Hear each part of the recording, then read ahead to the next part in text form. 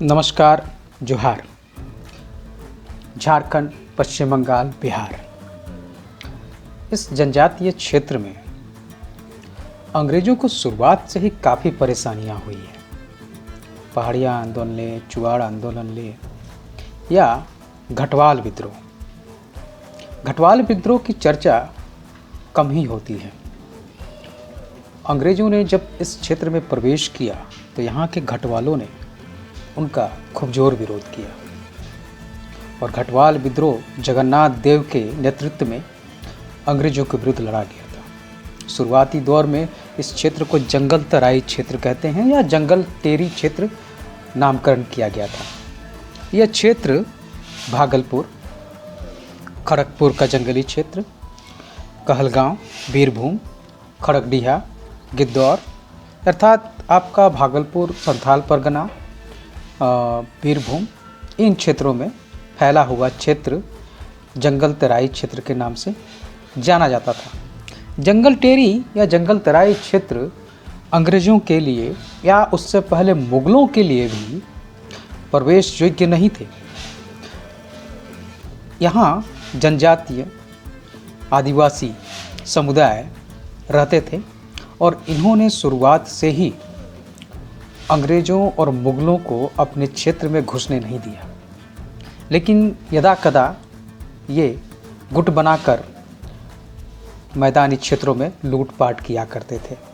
इनसे बचने के लिए मुग़लों ने घटवाल नामक कुछ स्थानीय सरदारों को सुरक्षा के लिए घाट, नदी नालों और रास्तों पर तैनात किया। ये रास्ते या घाट या नदी पार जगह वो होते थे जहाँ ये आदिवासी जनजातियाँ समुदाय मैदानी इलाकों पर गाहे बगाहे आक्रमण करते थे। ये घटवालों का प्रमुख कर्तव्य था कि वे इन घाटों और नदी नालों की उन मार्गों की सुरक्षा करें जिनसे आदिवासी समुदाय मैदानी इलाके पर आक्रमण करते थे। घटवालों को इसके बदले में ज़मीनें दी जाती थीं जिनसे वो बहुत कम लगान चुकाते थे। ये परंपरा कहीं वंश दर वंश भी देखी गई है और कहीं इसके बदलाव भी मिलते हैं। तो घटवाल मुख्यतः वो सरदार थे जो नदी रास्तों, घाटों आदि की देखभाल करते थे। ऐसे ही एक प्रमुख सरदार थे जगन्नाथ देव। वे घटवालों में सबसे प्रमुख घटवाल थे। वो खड़गपुर रियासत के अंतर्गत आते थे। इनकी लड़ाई अंग्रेज़ों से काफ़ी भयानक थी। ये लक्ष्मीपुर, जो वर्तमान में बांका स्टेट के अंतर्गत आता है, लक्ष्मीपुर स्टेट के घटवाल सरदार थे। 1773 से 85 के बीच कंपनी शासकों के विरुद्ध इन्होंने हथियार उठा लिया था। इस विद्रोह का क्षेत्र संथाल परगना का दक्षिण पश्चिम क्षेत्र था और इस विद्रोह के अगुआ थे लक्ष्मीपुर स्टेट के घटवाल सरदार जगन्नाथ देव। जगन्नाथ देव और उसके बेटे रूपनारायण देव के नाम से ही वारेन हेस्टिंग्स का तन बदन में आग लग जाता था। उन्होंने जगन्नाथ देव के विद्रोह को दबाने के लिए काफ़ी प्रयास किया और इसके लिए उन्होंने फौजी कमान भी जारी कर दिया था। सैनिक गवर्नर के रूप में इस क्षेत्र का शासन कैप्टन ब्रुक ने संभाला। उसने जल्द ही जगन्नाथ देव के विरुद्ध अभियान शुरू कर दिया। मध्य अप्रैल 1773 ईस्वी में देवघर के निकट त्रिकूट पहाड़ के पास ब्रुक के सैनिकों और जगन्नाथ देव के योद्धाओं के बीच जमकर मुठभेड़ हुई।